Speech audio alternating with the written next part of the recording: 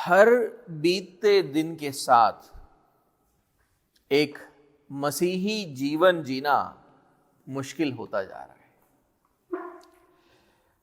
Social media पर पहुंच आसान हो जाने के कारण झूठे उपदेशक हमारे समाज को अपने शिक्षाओं से भर रहे हैं। खुद तो धोखा खाए हुए हैं और दूसरों को भी धोखा दे रहे हैं, और सीधे साधे लोग उनके शिक्षाओं के शिकार हो जाते हैं। और आजकल न्यूज़पेपर अथवा कोई भी सोशल मीडिया या न्यूज़ वेबसाइट हम खोले तो स्त्रियों की अश्लील चित्रों से बचना बहुत मुश्किल है। जीवन के हर पल हमारी परीक्षा ली जा रही है। सताव दुनिया भर में बढ़ता जा रहा है। पासबानों, कलीसियाओं और मसीही संस्थाओं को डराया और धमकाया जा रहा है। और ऐसे काम सिर्फ साधारण लोग नहीं कर रहे, बल्कि सरकारें, संस्थाएं और मीडिया भी इस काम को कर रही है। और आखिर में यह कहूंगा कि कुछ कलीसियाओं में झूठे विश्वासी भर गए हैं। वे मसीह का नाम तो लेते हैं, लेकिन उनका जीवन पाप से भरा हुआ है। ये लोग विश्वासियों के लिए ठोकर का कारण बन रहे हैं। पौलुस इन दिनों को, ऐसे दिनों को दुष्ट दिन बताता है। सवाल यह है कि मसीही लोग ऐसे माहौल में कैसे एक पवित्र और धर्मी जीवन जी सकते हैं। पौलुस उस प्रश्न का उत्तर आज के आयत में देता है। एफेसियों का 6वां अध्याय और 13वां आयत। आज का पहला बिंदु, दुष्ट दिन। पिछले 2 इतवारों से हम सीखते आ रहे थे 11वें और 12वें आयत के द्वारा कि हमारा युद्ध शैतान और उसके एजेंटों से है। ये सब आत्माएं हैं जो इस दुनिया पर राज्य कर रही है, और वो दुनिया के लोगों और चीजों का इस्तेमाल करती है हमारे खिलाफ। ये इन बातों को बोलने के बाद पौलुस आज की आयत में देखिए क्या बोलता है। हम उसको पढ़ेंगे। लिखा है, इसलिए परमेश्वर के सारे हथियार बांध लो कि तुम दुष्ट दिन में सामना कर सको और सब कुछ पूरा करके खड़े रह सको। हमारे जीवन के आत्मिक युद्ध के समय को पौलुस दुष्ट दिन बताता है। हिंदी अनुवाद बुरा दिन कहता है, लेकिन मेरे ख्याल से बेहतर अनुवाद दुष्ट दिन है। और मैं ऐसा क्यों कह रहा हूं आप समझ जाएंगे। तो सवाल यह है कि दुष्ट दिन क्यों कहा गया है? क्योंकि शैतान वो दुष्ट है जो इस समय दुनिया पर राज्य कर रहा है। इसलिए इसको दुष्ट दिन कहा गया, क्योंकि दुष्ट इस समय पर इस दुनिया पे राज कर रहा है। आइए हम एक बार पहले यूहन्ना 5वें अध्याय और उसके 19वें आयत को पढ़ें। पहला यूहन्ना उसका 5वां अध्याय और उसका 19वें आयत पढ़ें। लिखा है, हम जानते हैं कि हम परमेश्वर से हैं और सारा संसार उस दुष्ट के वश में पड़ा है। तो ये बात स्पष्ट है कि सारा संसार उस दुष्ट के वश में पड़ा है, और उसीलिए ही पौलुस जो है हमसे कहता है कि हम दुष्ट दिनों में हैं, और उसके एजेंट कौन है? दुष्ट आत्माएं हैं। और ये दुष्ट आत्माएं उस दुष्ट की युक्तियों को हमारे खिलाफ लागू कर रहे हैं, इसलिए भी इन दिनों को दुष्ट कहा गया है। इसलिए पौलुस हमारे जीवन के इस समय को दुष्ट दिन बताता है। आए हम कुछ आयतों को पढ़े जो हमें इन दुष्ट दिनों के बारे में और सिखाएंगे। जैसे कि मैंने 11वें आयत में भी कहा था, हमारे खिलाफ किए जाने वाले शैतान की युक्तियों का एक भाग यह है कि वो झूठे उपदेशकों के द्वारा हमें भ्रमित करता है और हमें झूठ सिखाता है। दो बातें, वो हमें भ्रमित करता है, वो हमें झूठ सिखाता है, झूठे उपदेशकों के द्वारा। मैं चाहता हूं कि आप पढ़े कि पौलुस ने तीमुथियुस से क्या कहा था। 2 तीमुथियुस और उसका 3 अध्याय, 2 तीमुथियुस उसका 3 अध्याय और 13वां आयत। परंतु दुष्ट और बहकाने वाले धोखा देते हुए और धोखा खाते हुए बिगड़ते चले जाएंगे। यहां पर झूठे उपदेशकों को दुष्ट कहा गया है। क्यों झूठे उपदेशकों को दुष्ट कहा गया है? क्योंकि उन्होंने दुष्ट शैतान और उसके दुष्ट आत्माओं से धोखा खाया है, और ये दुष्ट मनुष्य अब दूसरों को धोखा दे रहे हैं, खासकर मसीहों को। लेकिन पौलुस यहां पर तीमुथियुस को ऐसे दुष्ट मनुष्यों से सावधान रहने को कह रहा है। तो इन दुष्ट दिनों में एक खास जो बात यह हो रही है कि दुष्ट मनुष्य हमें सत्य से भटकाने का प्रयास कर रहे हैं, वो हमें भ्रमित करने का प्रयास कर रहे हैं, वो हमको झूठ सिखाने का प्रयास कर रहे हैं।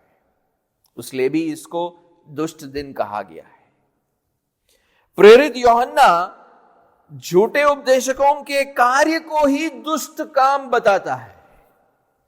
एक बार 2 यूहन्ना पढ़े और उसका 10वां और 11वां आयत पढ़े। 2 यूहन्ना और उसका 10वां और 11वां आयत। यदि कोई तुम्हारे पास आए और यही शिक्षा ना दे, उसे ना तो घर में आने दो और न नमस्कार करो, क्योंकि जो कोई ऐसे जन को नमस्कार करता है वह उसके बुरे, अथवा शब्द वहां पर दुष्ट है, दुष्ट कामों में साझी होता है। तो यहां पर क्या किया गया है? यहां पर झूठी शिक्षा को दुष्ट काम कहा गया है। क्यों कहा गया है? इसलिए कहा गया है क्योंकि दुष्ट, इस दुष्ट काम की उत्पत्ति दुष्ट अर्थात शैतान से होता है। ये जो झूठ जो सिखाया जा रहा है उसकी उत्पत्ति शैतान से है, उस दुष्ट से है। उसीलिए उसको झूठे उपदेश को दुष्ट काम कहा गया है। झूठी शिक्षा में वो दुष्ट मनुष्यों के द्वारा कार्य करता है ताकि कलीसिया सत्य से भटक जाए। शैतान की एक और युक्ति यह है कि वो हमारे जीवनों में परीक्षाओं को भेजता है।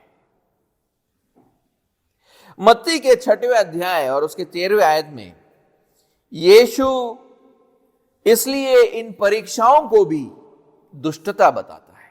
आए एक बार हम उसको पढ़े।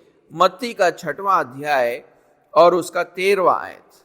मत्ती का 6वां अध्याय और उसका 13वां आयत लिखा है, और हमें परीक्षा में न ला, परंतु बुराई अथवा दुष्टता से बचा।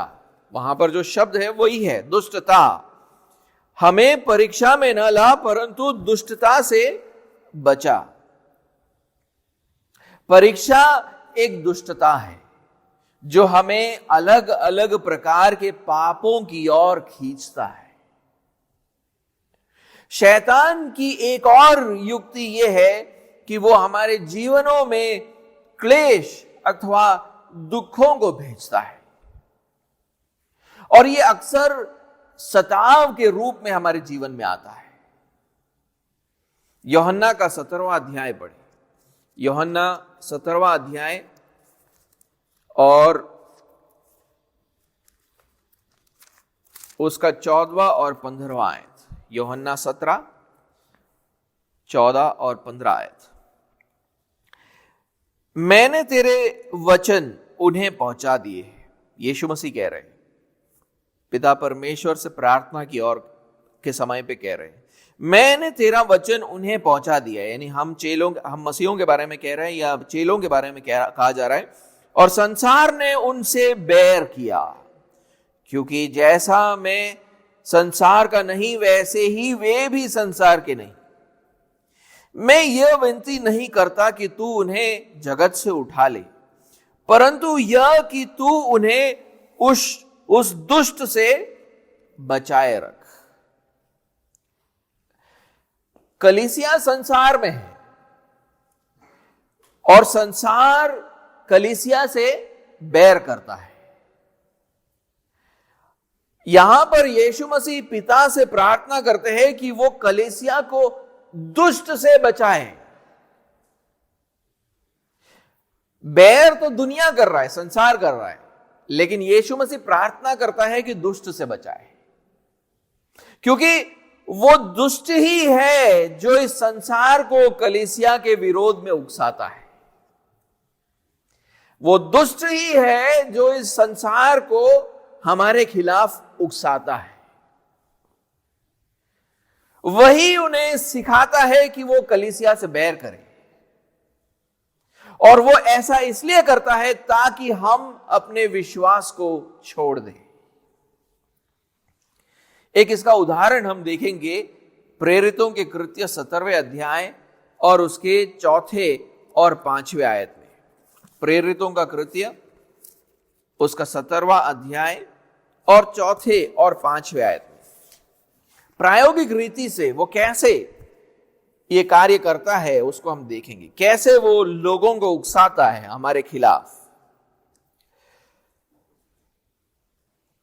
तो एक बार इसको हम पढ़ लेते हैं 4 और 5वें आयत को। उनमें से कितनों ने और भक्त यूनानियों में से बहुतों ने और बहुत से कुलीन स्त्रियों ने मान लिया और पौलुस और सीलास के साथ मिल गए, परंतु यहूदियों ने ढा से भरकर बाजारू लोगों में से कुछ दुष्ट मनुष्यों को अपने साथ में लिया और भीड़ इकट्ठी करके नगर में हुल्लड़ मचाने लगे और यासोन के घर पर चढ़ाई करके उन्हें लोगों के सामने लाना चाहा। पौलुस का प्रचार सुनकर जब लोगों ने मन फिराया तो कुछ यहूदी ढा से भर गए। उनको ढा से कौन भर रहा है? ये शैतान अथवा वो दुष्ट उन्हें ढा से भर देता है। इतना ही नहीं, लिखा है कि इन यहूदियों ने कुछ दुष्ट मनुष्यों को अपने साथ ले लिया। अब वहां पर तो वो शब्द दुष्ट का प्रयोग हुआ है। बाजार में खड़े कुछ दुष्ट मनुष्यों को अपने साथ ले लिया। ये गुंडे हैं जिनको हम अक्सर राह पर देखते हैं, रास्तों पर देखते हैं। शैतान ने उन्हें उकसाया यहूदियों का साथ देने के लिए कि तुम यहूदियों का साथ दो ताकि मसीहों को सता पाओ। इसलिए वहां पर उनको दुष्ट मनुष्य कहा गया है, क्योंकि उनके पीछे दुष्ट कार्य कर रहा है। यहूदियों के साथ मिलकर वो एक भीड़ बन गए जो मसीहों के विरोध में खड़े हुए। नगर में हुल्लड़ मच गया। उन्होंने यासोन नामक एक मसीह के घर पर हमला किया ताकि वो पौलुस और सीलास को लोगों के सामने लाए। 6वें आयत से 9वां आयत पढ़े, क्या हुआ वहां पर? उन्हें वहां न पाकर वे ये चिल्लाते हुए यासोन और कुछ भाइयों को नगर के हाकिमों के सामने खींच लाए। ये लोग जिन्होंने जगत को उल्टा पुल्टा कर दिया है यहां भी आ गए हैं। यासोन ने उन्हें अपने यहां उतारा है।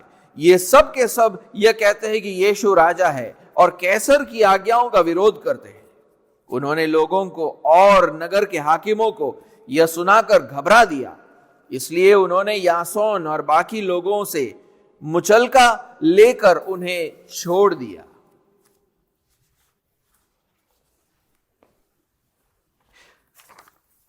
इसका मतलब है कि शैतान मनुष्यों को उकसाकर एक भीड़ बना सकता है। शैतान मनुष्यों को उकसाकर एक भीड़ बना सकता है जो सुसमाचार का प्रचार करने वाले मसीहों को सताए। शैतान की एक और युक्ति यह है कि वो ऐसे लोगों को हमारे पास रखता है जो हमारे लिए फंदा बन जाते हैं।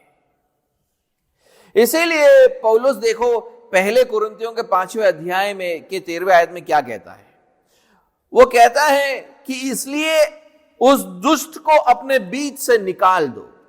पहला कुरिन्थियों का 5वां अध्याय और उसका 13वां आयत एक बार पढ़े। पहला कुरिन्थियों का 5वां अध्याय 13वां आयत। परंतु बाहर वालों का न्याय परमेश्वर करता है, इसलिए उस कुकर्मी, अथवा वहां पर जो शब्द है दुष्ट, इसलिए उस दुष्ट को अपने बीच से निकाल दो, ऐसा करके वहां पर लिखा गया है। पौलुस ये कुरिन्थ की कलीसिया से कह रहा था कि जहां वहां पर एक व्यभिचारी व्यक्ति मौजूद था उनके बीच में, और पौलुस चाहता था कि कलीसिया उसको अपने बीच से निकाल दे। उसकी चिंता यह थी कि अगर ऐसा नहीं किया तो इस दुष्ट का जो पापमय तरीके है वो कलीसिया में फैल जाएगा, यानी कलीसिया के दूसरे लोग भी इस दुष्ट व्यक्ति के अनुसार काम करने लगेंगे। उसलिए देखो वहां पर 6वें आयत में क्या लिखा है। 6वें आयत में पौलुस लिखता है, तुम्हारा घमंड करना अच्छा नहीं। क्या तुम नहीं जानते कि थोड़ा सा खमीर पूरे गूंदे हुए आटे को खमीर कर देता है? यानी कहने का मतलब है कि एक दुष्ट व्यक्ति कलीसिया के अंदर, अगर उसको तुमने सहन कर लिया तो उसकी दुष्टता सब लोगों में फैल जाएगी। तो इसलिए पौलुस कहता है कि इस दुष्ट को तुम्हारे बीच से बाहर करो।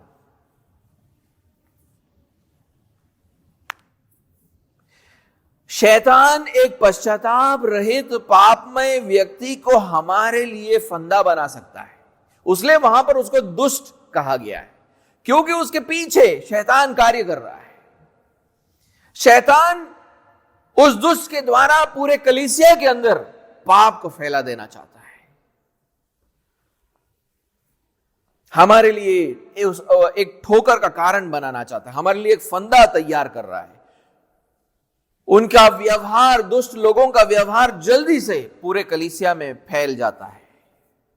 इब्रानियों का लेखक भी कलीसिया को चिताता है कि उनके बीच में कोई दुष्ट व्यक्ति की उपस्थिति ना हो। इब्रानियों का पत्र पढ़े, इब्रानियों को लिखा गया पत्र और उसका 3 अध्याय का 12वां आयत पढ़े।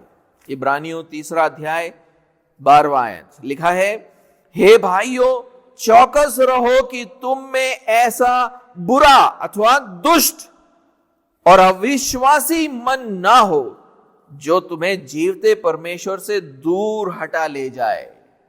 तो यहां पर चिताया जा रहा है कि तुम्हारे बीच में ध्यान देना कि कोई दुष्ट व्यक्ति ना हो जो तुम्हें जीवते परमेश्वर से दूर हटा ले जाए।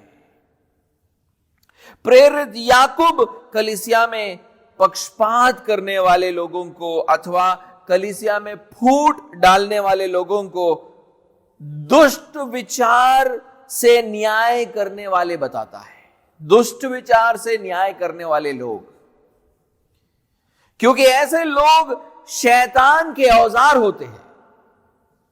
अक्सर कलीसियाओं में ऐसे लोग आते हैं जो कलीसियाओं के अंदर फूट उत्पन्न करते हैं, पक्षपात करने का प्रयास करते हैं। इनके पीछे वो दुष्ट कार्य कर रहा है ताकि कलीसिया में फूट पड़े। उसीलिए याकूब ऐसे लोगों को दुष्ट विचार से न्याय करने वाले लोग बताता है। एक बार पढ़े याकूब का 2 अध्याय और उसका पहले 4 आयत। याकूब 2 अध्याय पहले 4 आयत। लिखा है, हे मेरे भाइयों, हमारे महिमा युक्त प्रभु यीशु मसीह पर तुम्हारा विश्वास पक्षपात के साथ ना हो, क्योंकि यदि एक पुरुष सोने के छल्ले और सुंदर वस्त्र पहने हुए तुम्हारी सभा में आए और एक कंगाल भी मैले कुचले कपड़े पहने हुए आए और तुम उस सुंदर वस्त्र वाले का मुंह देखकर कहो तू वहां अच्छी जगह बैठ, और उस कंगाल से कहो तू यहां खड़े रहे या मेरे पांव के पास बैठ, तो क्या तुमने आपस में भेदभाव ना किया और बुरे अथवा दुष्ट विचार से न्याय करने वाले ना ठहरे? ऐसा करके वो वहां पर पूछता है। तो वो दुष्ट और दुष्ट आत्माएं लगातार हमारे विरोध में कार्य कर रहे हैं, हमारे खिलाफ दुष्ट योजनाओं को बनाते हैं। वो हमें भ्रमित करने, हमें झूठ सिखाने, हमारी परीक्षा लेने, हमें सताने, हमारे लिए फंदा बनाने का काम करते हैं। इसलिए इन दिनों को दुष्ट दिन कहा जाता है।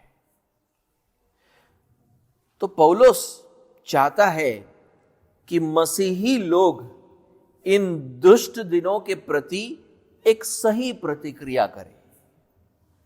वो कह रहा है कि इन दिनों की जो समस्याएं हैं, हम जिस दुनिया में रहते हैं, हम जिस संसार में रहते हैं, हमारे मसीह जीवन को आगे बढ़ाने की जो भी समस्याएं हमारे सामने खड़ी हो रही है, इन समस्याओं के पीछे दुष्ट आत्मिक ताकतें कार्य कर रही है।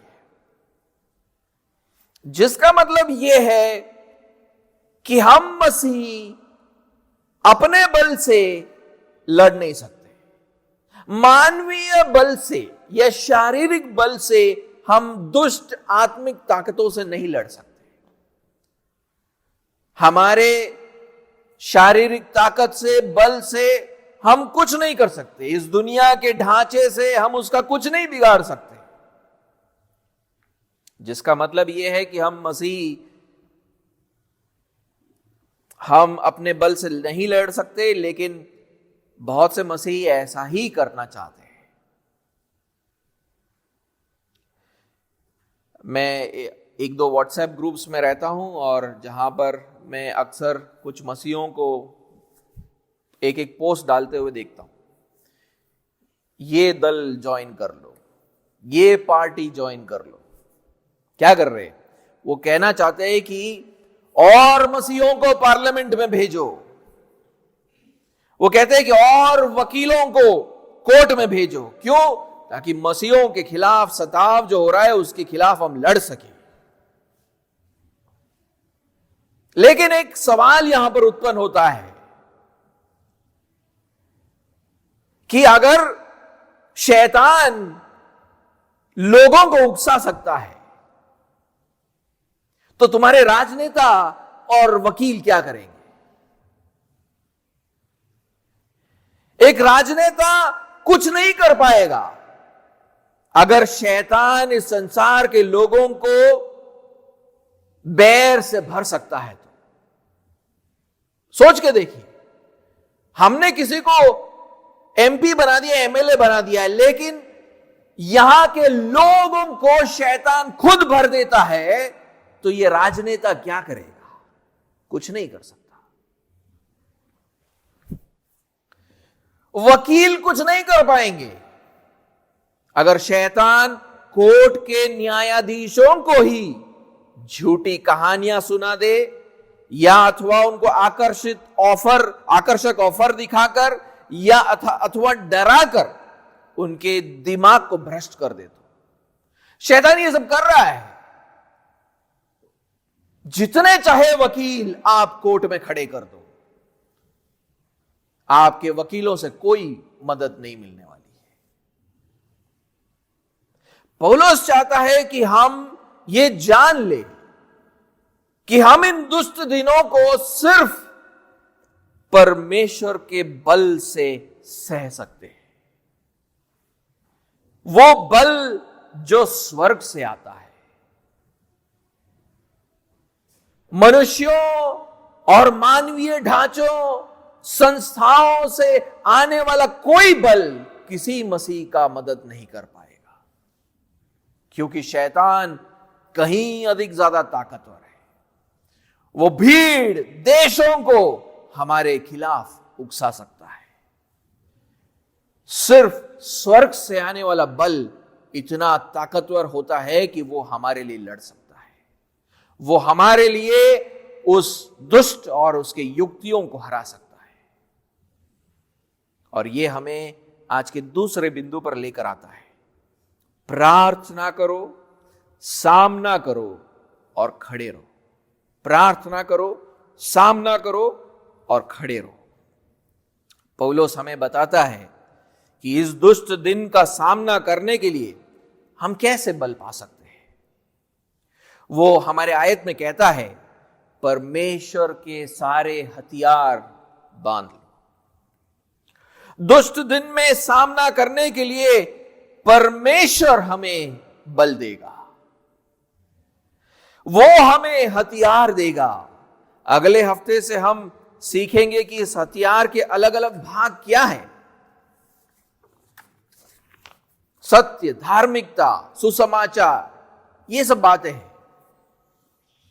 क्योंकि परमेश्वर हथियार प्रदान करते हैं, हम बाइबल से यह सीखते हैं कि इस हथियार को पाने के लिए पहले प्रार्थना करना बहुत जरूरी है। हमें प्रार्थना में अपने आप को परमेश्वर के सामने दीन करना है और परमेश्वर हमें इस दुष्ट दिन में लड़ने के लिए बल देगा। उसीलिए प्रेरित याकूब के 4 अध्याय 7वें आयत में लिखता है, याकूब का 4 अध्याय 7वां आयत, इसलिए परमेश्वर के अधीन हो जाओ और शैतान का सामना करो तो वो तुम्हारे पास से भाग निकलेगा। पहले हमें प्रार्थना के द्वारा परमेश्वर के अधीन होना है, फिर परमेश्वर हमें वो हथियार देगा जिसके द्वारा हम शैतान के सामने शैतान का सामना कर पाएंगे। जब हम ऐसा करते हैं तो पवित्र शास्त्र हमें एक प्रतिज्ञा देता है कि शैतान तुम्हारे पास से भाग निकलेगा। मैं कुछ उदाहरण देना चाहूंगा जहां पर हम इस प्रकार के ही प्रार्थना को देख पाते हैं। मत्ती के 6वें अध्याय 13वें आयत से हमने यह सीखा था कि परीक्षा एक प्रकार की दुष्टता है। परीक्षाएं दुष्टता है। एक और बार उसको पढ़े, मत्ती का 6वां अध्याय और 13वां आयत।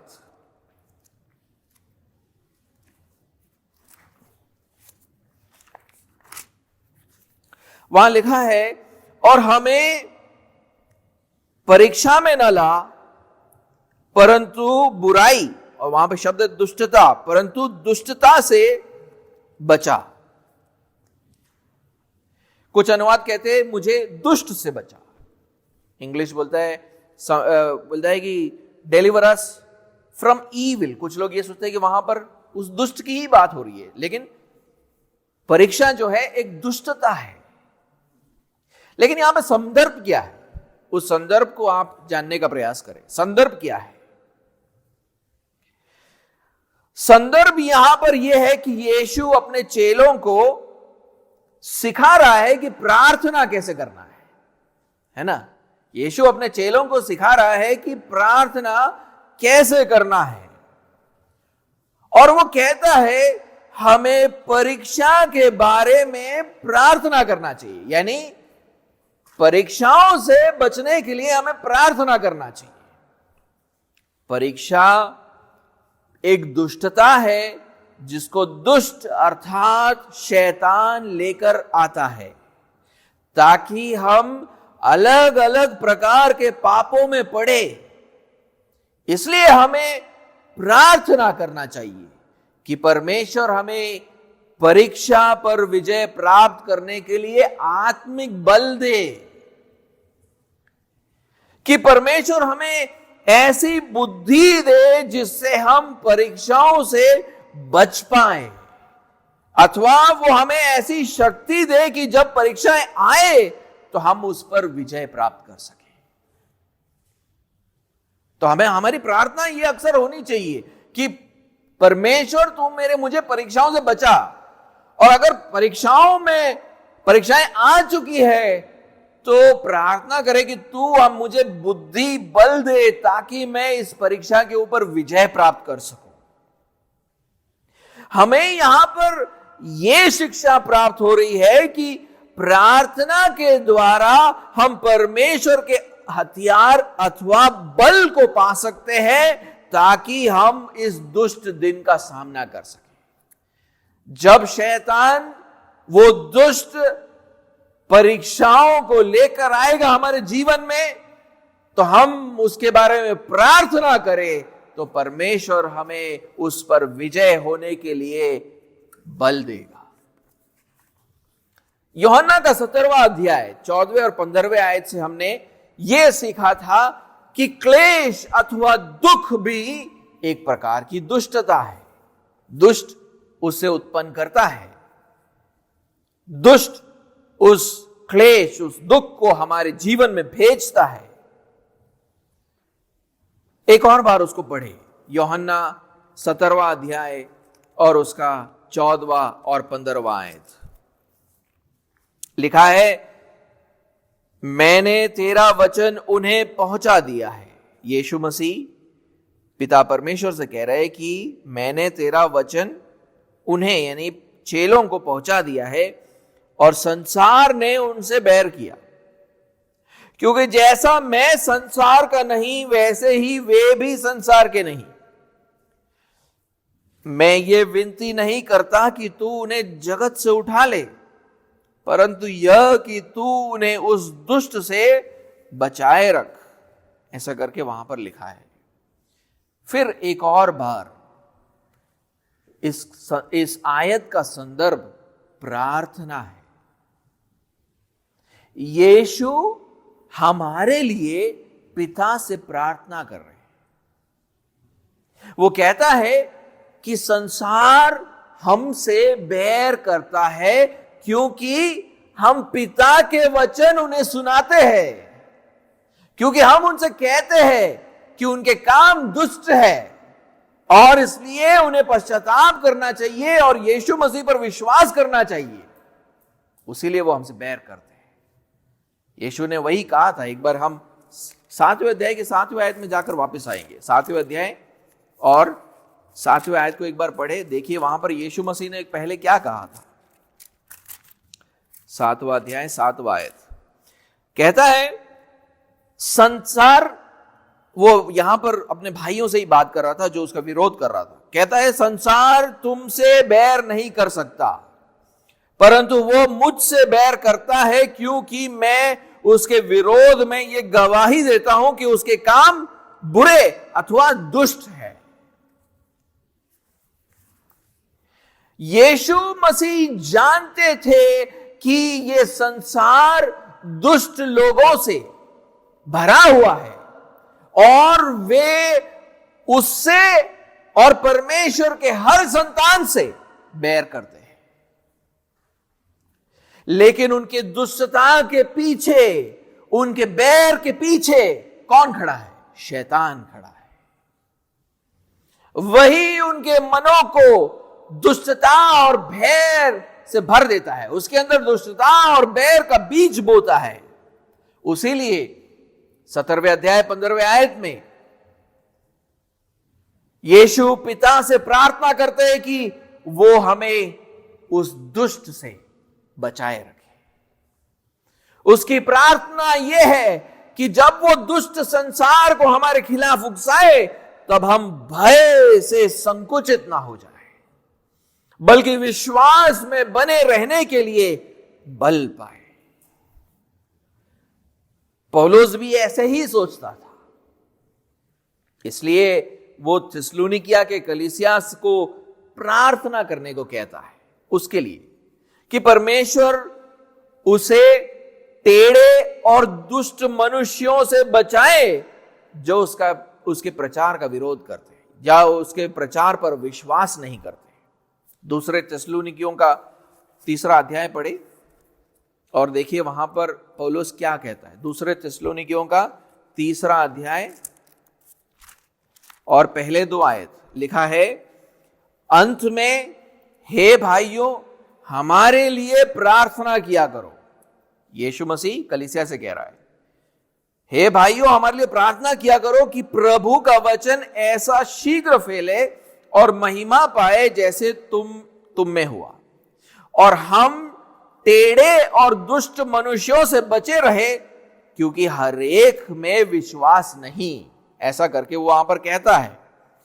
हम यहां पर यह सीखते हैं कि हमें परमेश्वर से प्रार्थना करना चाहिए ताकि हम इस दुष्ट दिन का सामना करने के लिए बल पाए, उसके हथियारों के लिए प्रार्थना करना, ताकि हम उन दुखों और क्लेशों को सह सके जिसको शैतान हमारे जीवनों में लेकर आता है। तो पौलुस यहां पर कहता है कि मैं प्रचार करने जाने वाला हूं, जरूर मैं कोई ना कोई टेढ़े और दुष्ट लोगों से मिलूंगा, तो तुम प्रार्थना करना कि परमेश्वर मुझे उनसे बचाए।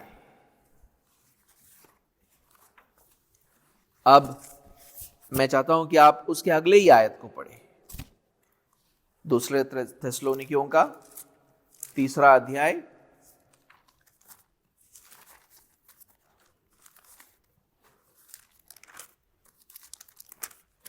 और 3 आयत पढ़े।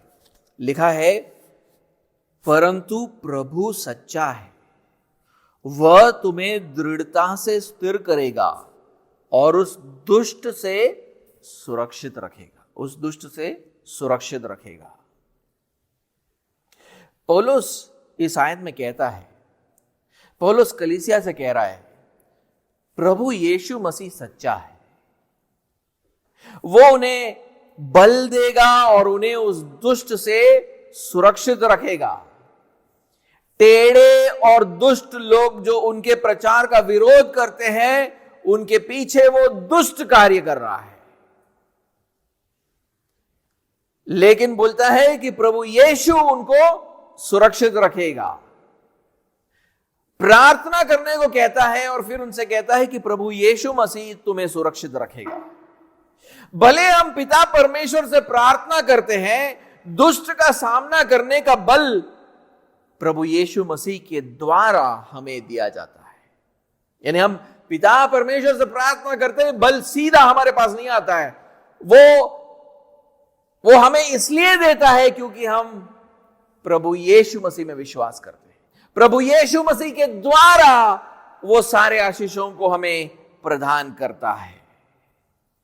इसीलिए यह महत्वपूर्ण है कि हम प्रभु यीशु मसीह के नाम से प्रार्थना करें। जब इन दुष्ट दिनों में शैतान की युक्तियों का सामना करो और अब जब अपने घुटनों को परमेश्वर के सामने टेको, तो प्रार्थना जब करो तो प्रभु यीशु मसीह के नाम से करो, क्योंकि परमेश्वर और मनुष्यों के बीच में एक ही बिचवाई है और वो है हमारा प्रभु यीशु मसीह। पौलुस ने सिर्फ प्रार्थना नहीं किया, बल्कि यीशु मसीह का बल पाया जब लोगों ने उसके प्रचार का विरोध किया। तब एक बार जब ऐसा हुआ, उसका उल्लेख वो करता भी है। 2 तीमुथियुस का 4 अध्याय पढ़े। 2 तीमुथियुस 4 अध्याय और उसका 14वें आयत से 18वां आयत देखिए वो क्या बोलता है। सिकंदर टटेरे ने मुझसे बहुत बुराइयां की है, प्रभु उसे उसके कामों के अनुसार बदला देगा।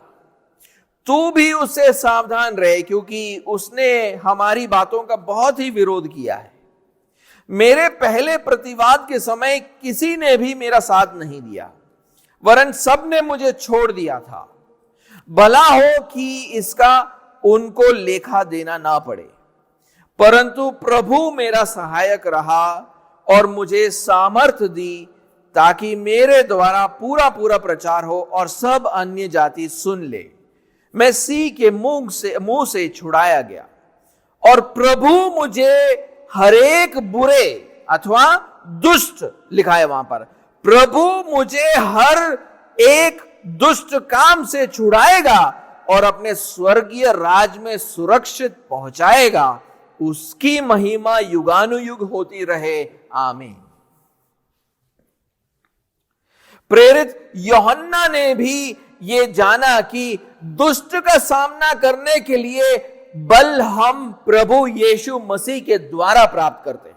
मैं चाहता हूं कि आप पहला यूहन्ना और उसका 5वां अध्याय देखें। पहला यूहन्ना 5वां अध्याय और उसका 18वां आयत।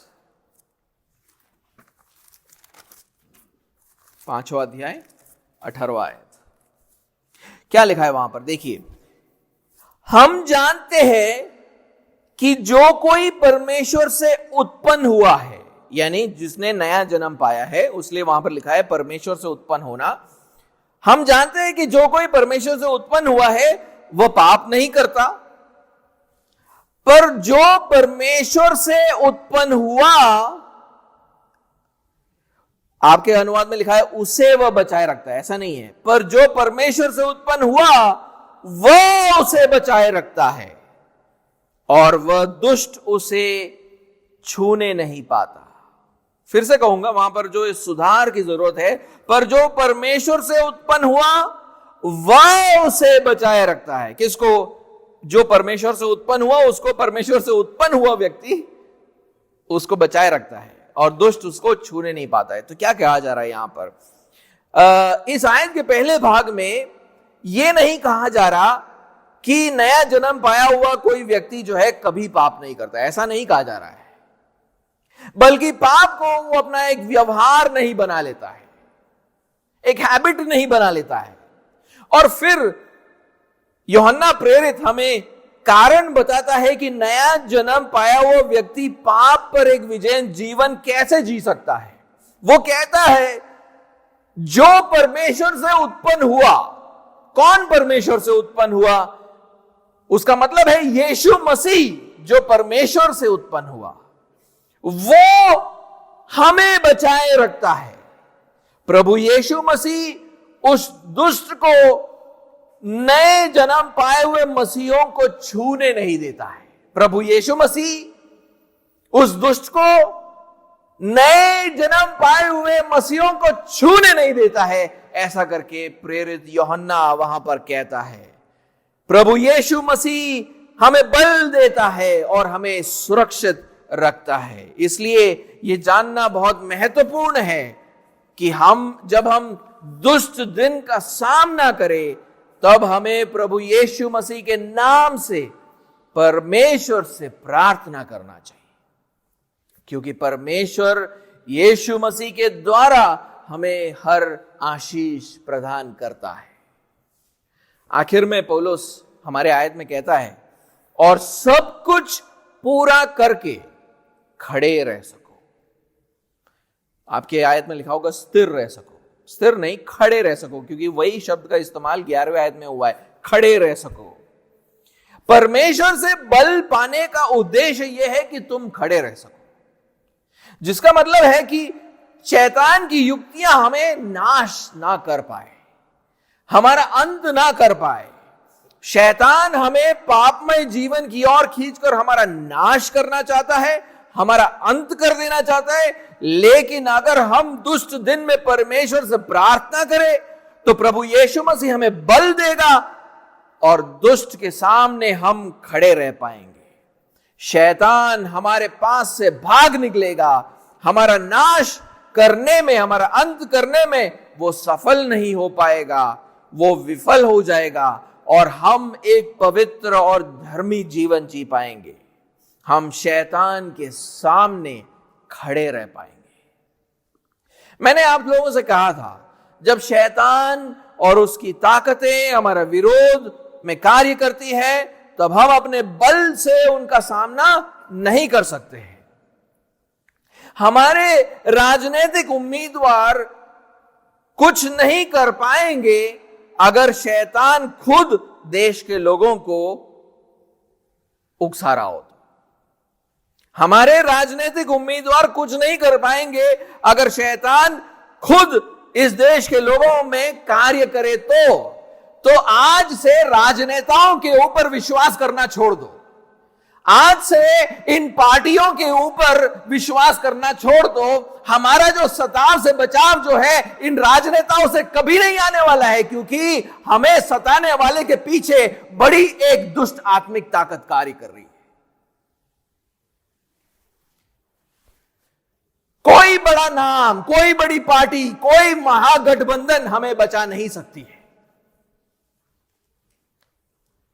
हमारे वकील कुछ नहीं कर पाएंगे अगर सारी न्यायिक प्रणाली भ्रष्ट हो जाए। धीरे धीरे हम इन्हीं बातों को देख रहे हैं। हमें जानना होगा कि हम सिर्फ स्वर्गीय बल से शैतान और उसके ताकतों का सामना कर पाएंगे। सिर्फ स्वर्गीय हथियारों से हम अपने दुश्मनों से लड़ पाएंगे। हम सिर्फ स्वर्गीय बल से शैतान और उसकी ताकतों का सामना कर पाएंगे, सिर्फ स्वर्गीय हथियारों से। इसलिए जरूरी है कि हम पहले अपने घुटनों को टेकें। मसीहों, राजनेताओं के ऊपर भरोसा करना छोड़ दो, पार्टियों के ऊपर भरोसा करना छोड़ दो, वकीलों के ऊपर भरोसा करना छोड़ दो। समय आ चुका है कि हम अपने घुटनों को परमेश्वर के सामने टेकें। जब हम प्रभु यीशु मसीह के नाम से परमेश्वर से प्रार्थना करेंगे, तब हमारा प्रभु पवित्र आत्मा के द्वारा हमें बल देगा ताकि हम इस दुनिया के दुष्ट आत्मिक ताकतों से लड़ पाए। तब वो दुष्ट आत्मिक ताकतें हमसे भाग निकलेंगी और फिर किसी दिन और वापस लड़ने आएंगी। लड़ाई खत्म नहीं होती है, लेकिन जब बल प्राप्त करते हैं तो वो भाग निकलता है। फिर किसी दिन वापस आएगा, उस दिन फिर प्रार्थना करो। इस तरह हम यीशु मसीह के दूसरे आगमन तक खड़े रह पाएंगे। इसलिए हम देखते हैं कि जब कलीसिया यरूशलेम में प्रार्थना कर रही थी, यीशु मसीह के स्वर्गारोहण के बाद जब कलीसिया यरूशलेम में प्रार्थना कर रही थी, तब उन्होंने पिंतीकोस्त के दिन पर यीशु के प्रतिज्ञा के अनुसार स्वर्ग से सामर्थ पाया।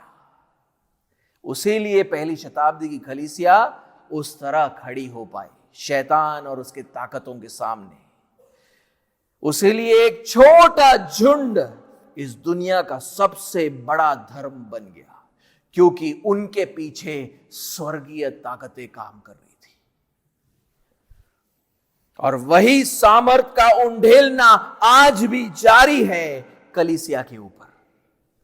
तो आप किस बात का इंतजार कर रहे हैं? क्या आप उस दुष्ट के युक्तियों से लड़ रहे हैं? प्रार्थना में घुटने टेकने का वक्त आ चुका है।